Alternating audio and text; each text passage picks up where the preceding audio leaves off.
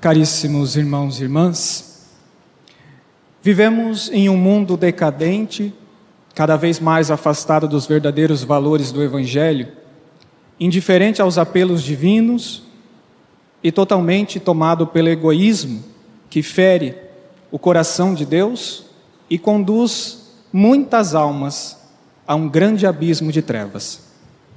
Os cristãos que aqui vivem, descreve um manuscrito primitivo dirigido a Diogneto, não se distingue dos outros homens nem por sua terra, nem por sua língua, nem por seus costumes.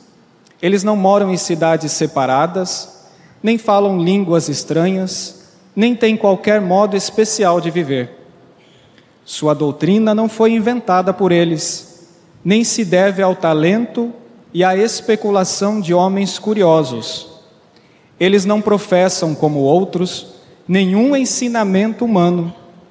Pelo contrário, mesmo vivendo em cidades gregas e bárbaras, conforme a sorte de cada um, e adaptando-se aos costumes de cada lugar, quanto à roupa, ao alimento e a todo o resto, eles testemunham um modo de vida admirável e, sem dúvida, paradoxal.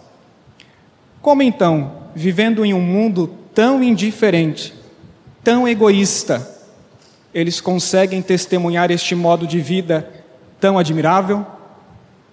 É que na alma de todo bom cristão existe o desejo ardente de ser ensinada e a busca incessante de um guia seguro que conduza esta alma às sublimidades da revelação, que a faça trilhar caminhos seguros em direção à perfeição e ao céu.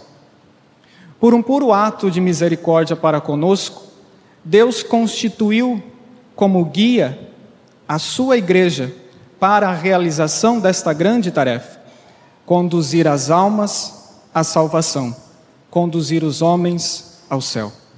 Ser guiado nesta terra significa então ser conduzido pela obediência àquilo que a Santa Igreja nos ensina. Abrir-se à luz dela emanada e para as graças que ela distribui a todos nós. A Santa Igreja, como uma mãe admirável, conduz seus filhos no caminho da santidade, por meio do apostolado dos seus ministros e fiéis, sabendo estes serem, contudo, meros e indignos instrumentos, devendo tudo e absolutamente tudo atribuir à solicitude da Igreja. Este apostolado, no entanto, corre um grande risco de se tornar insosso, sem sabor, frio, infrutífero, quando realizado sem a intenção de conduzir as almas para nosso Senhor, desejando gozar apenas do prestígio e da fama que normalmente cercam os portadores da verdade. Quem é chamado a evangelizar, e todo batizado, portanto, é chamado a esta missão, está na condição de um modelo, de um verdadeiro guia perante aquele que ainda não foi iluminado pela luz da graça. Suas palavras, sua impostação de espírito, seu exemplo pessoal servirão de paradigma aos outros, que tenderão a ver nele a personificação das virtudes e da doutrina cristã professada, que constituirá um modelo de vida admirável e paradoxal. Tertuliano, na sua obra apologética, descreve a grande admiração dos pagãos em relação aos cristãos da época. Diziam os pagãos sobre os cristãos: vede como eles se amam. E ainda São Paulo, apóstolo, reconhece a força do exemplo e testemunho destes cristãos quando escreve aos Coríntios: fomos entregues em espetáculo ao mundo, aos anjos e aos homens. 1 Coríntios 4,19. E também aos primeiros fiéis da comunidade de Filipos: brilhais como os astros do universo. Filipenses 2,15. Este grande ensinamento se aplica de modo muito peculiar à pessoa do padre, do sacerdote, cujo exercício do apostolado exige uma fortíssima vinculação com o Divino Mestre. A condução das almas rumo ao reino do céu supõe a irradiação do sobrenatural, a comunicação das alegrias que inundam a alma de quem conhece Jesus, vive de sua vida e experimenta a efusão de sua bondade e da sua misericórdia. São Tomás de Aquino, citando Dionísio Areopagita, transcreve seu belo pensamento. Diz Dionísio, segundo São Tomás: assim como as mais sutis e mais puras essências, penetradas pelo influxo dos esplendores solares, derramam sobre os outros corpos, à semelhança do sol, sua luz supereminente, assim também, em todo o ministério divino, ninguém pretenda ser guia dos outros sem ser, em toda a sua maneira de comportar-se, muito semelhante a Deus.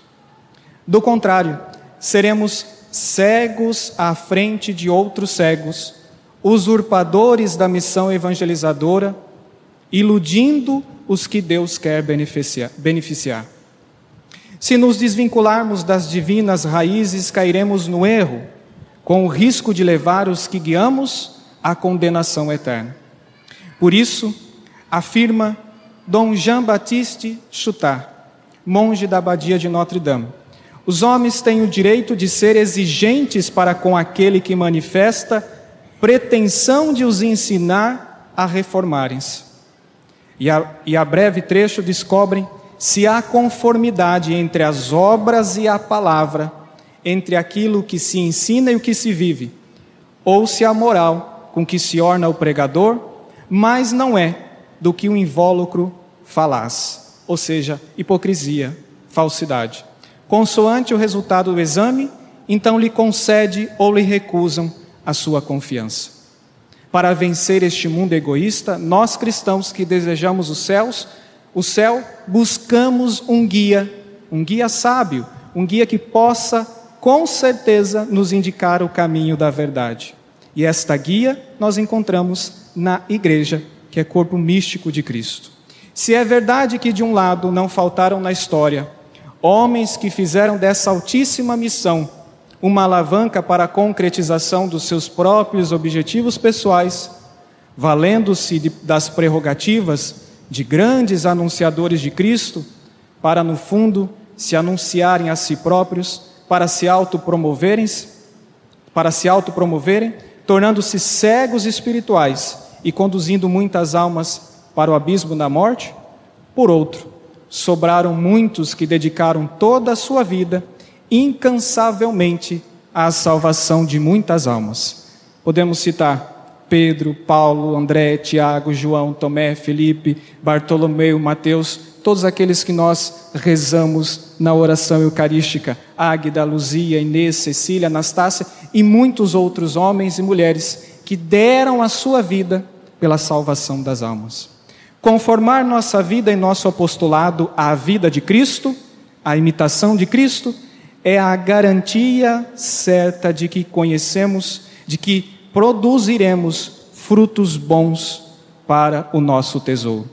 E qual é o tesouro do coração do homem bom de que fala o Evangelho? O tesouro eterno, pois se o tesouro eterno constitui-se de uma gota de graça, pois ela vale mais do que toda a natureza e o universo. Quem vive na graça de Deus possui então uma riqueza incomensurável. Eis o grande tesouro de que fala o Evangelho. Um tesouro bom produz fruto bom. Se a graça de Deus mora em nós, os frutos do nosso labor e do nosso apostolado serão bons. Se nós formos desgraçados, ou seja, distantes da graça, vivermos fora da graça, longe de Deus, afastados do Senhor, tudo o que produzirmos neste mundo, por mais belo e bom que for, serão apenas obras humanas fadadas ao fracasso. Todavia, nós só teremos um tesouro autêntico se o nosso coração estiver verdadeiramente convertido. E por isso é preciso governá-lo, ou melhor, alguém para governá-lo, alguém para orientá-lo, impedindo-o de seguir um caminho contrário ao indicado pela graça. Para tanto, devemos, com a ajuda de Deus, cortar todos os apegos e caprichos que nos afastam dele e, sobretudo, cortarmos as raízes do pecado. Se no passado estabelecemos uma aliança com qualquer desses desvios, faça indispensável desfazê-la, porque só assim estaremos em condições de constituir um grande tesouro celestial. Nos aproximamos da Quaresma, um período forte em que nós somos convidados a fazer a experiência da misericórdia, do amor de Deus, nos preparando para a grande Semana Santa, o triunfo da glória do Senhor, da vida sobre a morte. E aí nós somos questionados pela igreja, que é nossa mãe, que não quer o nosso mal, que não vive de moralismo, mas se preocupa sobretudo com a nossa salvação. E ela nos diz: quanto tempo faz que você não se confessa? Quantas quaresmas e quantas páscoas você já viveu longe da graça de Deus? Será que não é hora de você voltar para a luz? Será que não é hora de você dar testemunho desta vida maravilhosa da graça, da intimidade com o Senhor? Eis o nosso grande tesouro. Recordando o salmo deste dia, como é bom agradecermos ao Senhor. Este domingo é o domingo da liturgia da generosidade, de nossa resposta a Deus por ter tomado a iniciativa de nos amar livre e de espontânea vontade, arrancando-nos do pó e elevando-nos até o mais alto cume sobrenatural, a vida da graça. Peçamos a insuperável intercessão de Maria Santíssima, para dela obter a graça de sermos transformados em discípulos restituidores de tudo quanto recebemos de Deus. Não esperemos na nossa vida cristã, nos nossos sacrifícios diários, nas nossas renúncias, tudo aquilo que nós fazemos por amor a Deus, alguma recompensa neste mundo. O cristão que ama de verdade, ama sem interesse algum.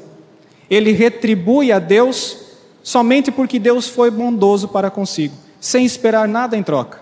Esta é a verdadeira felicidade. Porque quem ama com interesse, quem doa alguma coisa esperando receber algo em troca, não ama de verdade. O cristão ama de forma desinteressada. E ainda mais, com a ajuda de Nossa Senhora, nós podemos nos tornar filhos, cuja vida possa ser comparada ao cristal colocado no ostensório. Lá no ostensório, o cristal é um mero instrumento que não impede aos fiéis a contemplação de Jesus hóstia, mas pelo contrário, revela-se de qualidade tanto melhor, quanto mais transparente for. Sejamos autênticos seguidores de Jesus e devotados filhos da igreja, que se empenham em espalhar pelo mundo a luz recebida do alto, a graça que nos veio por Jesus Cristo. E assim, toda sorte de bons frutos sairá do nosso interior.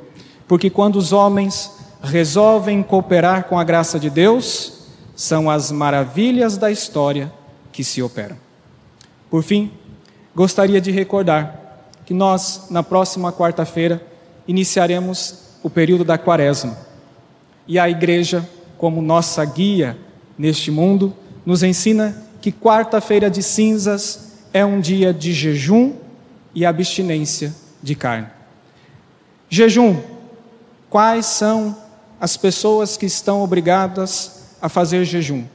Todos os maiores de idade, aqueles que já completaram maioridade, até os 60 anos de idade, estão obrigados a jejuar na quarta-feira, exceto aqueles que estiverem doentes. Então, maior de idade, até 60 anos, estão obrigados a jejuar.